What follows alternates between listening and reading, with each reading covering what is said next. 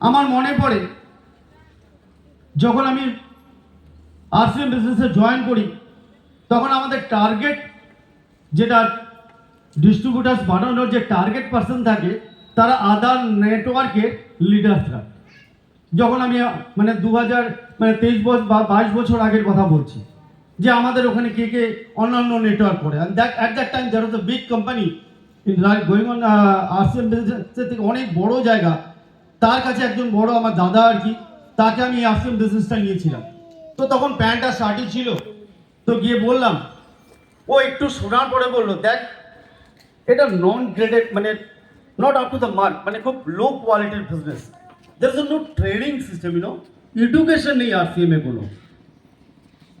কিন্তু আমি যে নেটওয়ার্কটা করি, দেখ it's well educated, full of package of education, কথা বলে এডুকেশন।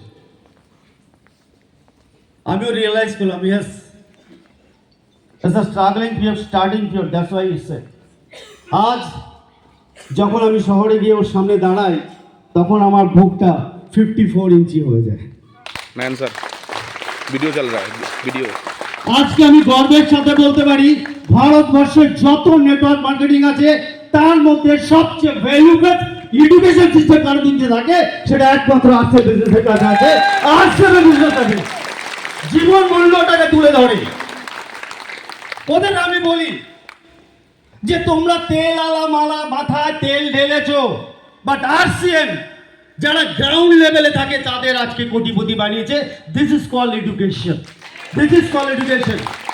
আমার টিমে আসামের একজন লিডার আছে, যে আজ থেকে 7 বছর আগে জোরহাটে রিক্সা চালাতো। Now he is emerald pin achiever, এবং 14 লাখ টাকার গাড়ি নিয়ে ঘুরে বেড়াচ্ছে। This is the power of RCM.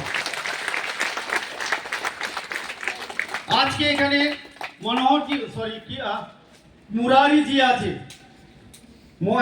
আপনার মানিক বাবু আছেন, গৌতম শর্মা রয়েছেন, the technical MLA and startup.